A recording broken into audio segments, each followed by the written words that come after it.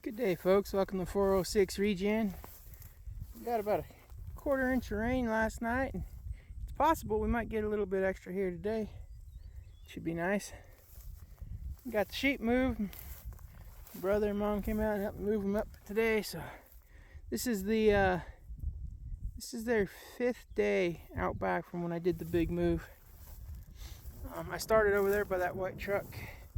When I first put them out on this green stuff, and I didn't have no hay on roll, they caught up on their feed intake.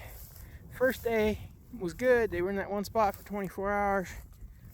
Second day, I had to move them 3 times. I had to move that netting 3 times. So then I'd been training them to this poly in this distance now. So far, it's been about a week, and they've been respecting it. It really is mind-boggling for my brain. I put this wire up, this top wire isn't hardly much more above my kneecap. So when I look at that big old brown cow, and that's my top wire, it's like, oh, I don't know. But when I let her out and she touched her nose to that netting right away and stuff, and now that she's bonded with everything, this here, it's mental, it's keeping them in. As long as it's powered up, shouldn't have no worries with it. The sheep and the cows were doing good on just 2 wires. The puppies, well, it was too big a hole for them, and they were thinking they could run through it. So I put up this 3rd one just to kind of even out that spacing a little bit, and they're good. GW here, he got hit the other day with the fence. Fence bit him. But Katie, who was really good last year, she's trained up really good. I don't know, the other morning we came out to move him, and she just shot out under it. Even though he had just gotten hit the couple days before that with the fence. I mean, he wanted to stay in, and he tried very hard, but then she chased up some birds, and that was it, and he shot through it. So we put up the 3rd wire. So this is the area the cows are getting in a 24-hour period now. It's from that corner down to the fence line to that corner and then back right up here. And this will keep them all happy and fed for a good 24 hours. They'll be happy out here. The field's actually doing really good out here as far as the forage. You got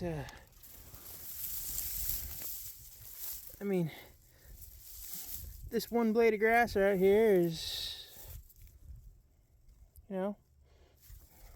up past my wrist.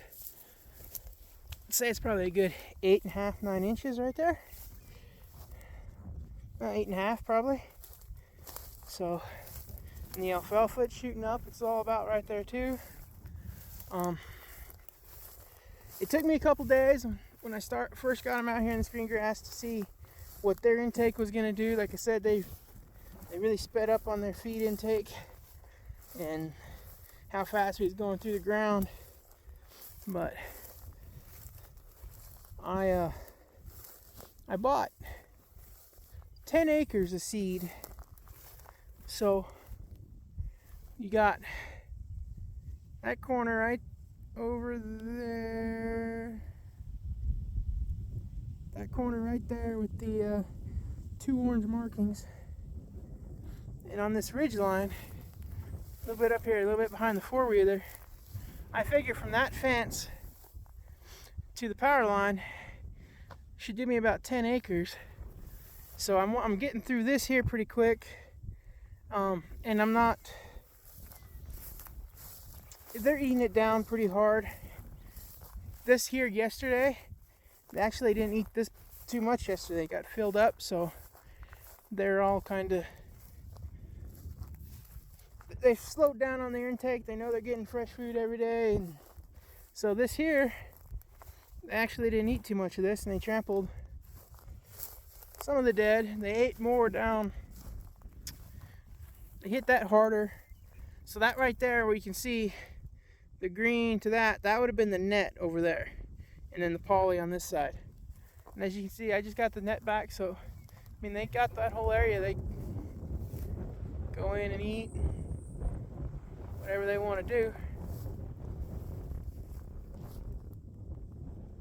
So, anyhow, yeah, but I got 10 acres of seed of a summer mix that I'm going to be planting on this field. I was able to come up with 100 acres of some seed for out where I'm putting up that big, where I'm putting in the big fence, the permanent fence. Even though that's like 120, 130, somewhere right there. With the corners and stuff, you always waste some in corners, but I mean, it's 100 acres worth, so it'll get what it gets, and you know, experiment with what I can do. I mean, sure, we could go get a loan, but that ain't nothing I want not to. I don't want the stress of all that. The sheep are all doing really good for being on this green as hard as I can, except for the smaller ram. I think he's just extremely selective of what the heck he's eating. So he's just running through and eating the highest stuff he can, the highest in sugar, highest, you know, the best he can find. And of course now he's going on about a week of really kind of diarrhea, and I don't know. I don't think it's nothing else. It's just he's extremely selective of what he's eating. This dude right here, and yeah. But everybody else has got a clean butt. So I know it, I mean, like I say, it's just him. He's being extremely selective of what he's eating. It kind of sucks because, you know, it's always a worry. You come up with one that you don't know if they got parasites or worms or what necessarily. And doing it this regenerative way, I mean, yes, I can give him that stuff, but he'd be going down the road. So I don't want to give it to him, and then it would just be the grass, you know. So I'm thinking he's just tanking up on the really rich stuff, and his system, his ruminant's taking a little bit to catch up to that. I don't imagine, with him being the smaller one, that he got the best pick of the hay when they were in the, you know, getting fed hay every day. So I think he's just out here picking up what he can when he can. As you can see, he's kind of away from everybody else and doing that. But so yeah, it's you can looks like a bird killing zone out here with all this white. Tell you that much. I mean, that right over there is like something got in and ate a sheep, you know. No, that's just where the dog kennel was parked for the night. And that's how much fur and wool and hair, or whatever you want to call it, the sheep and the cows and everybody rubbed off last night. But I mean, look at that. Person would think something got eaten right here. So yeah, we'll do this. This is like I said, they hit this fairly hard. And this is, remember folks, this was a plowed up field in the drought, so you're gonna see a lot of dirt. But you know, they cropped it down pretty tight, and this was from well, I just moved them off of this. So if we walk this way, you know, this here I just moved them off of. This year's was yesterday's. You know, about the same. Obviously, nothing's really going to regrow in that little bit of time frame. But see, you can tell they did have it up more. They did leave it. Didn't hit this as hard. They spent. It's actually greener up there on the hillside, so that's probably why they spent a little bit more time out there in the poly than in the netting. Where this one here, they spent more time down here in the netting than in the poly. So we'll see what they're doing. It's very interesting to see what exactly they're doing to the ground, and how quick it's coming up. This here is really kind of the first year we can even tell we seeded it, if that makes sense. I mean, if you kind of can, if you look right like that, yeah, right in there, all the green, that, you know, that's a row, that's a row, that's a row, that's a row, and onward like that, where the seeder went. Last couple years, you know, we really didn't get to see distinguished rows, and not all the way like this. So, and they said that right over there was the first day I had them, so they hit that really hard.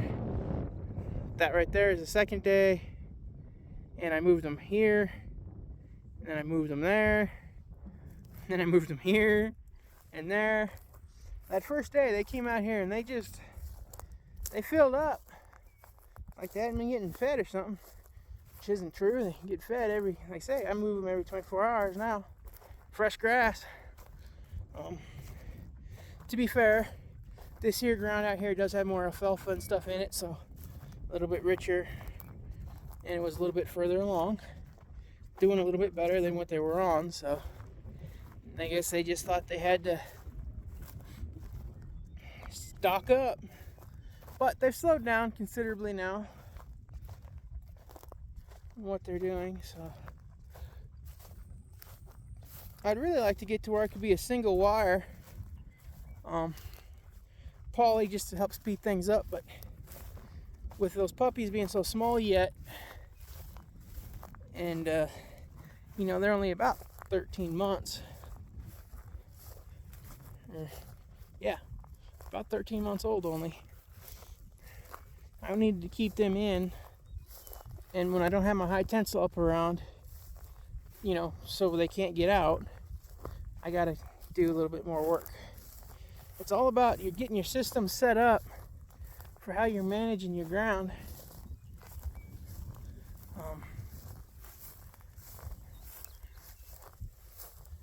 Eventually, let me step over this without dying. Eventually, they, you know, it'll all be high tensile perimeter, and I really won't care where the dogs are at, as long as there's always one with the flock. And at that point, I'm hoping to do the high tensile perimeter good enough that I can kind of keep the coyotes out and stuff like that. So, but yeah, everybody's doing good. It was awesome to get that rain yesterday. It's raining. Yeah, it's raining right over there. We might get a little bit here today yet, which would be nice.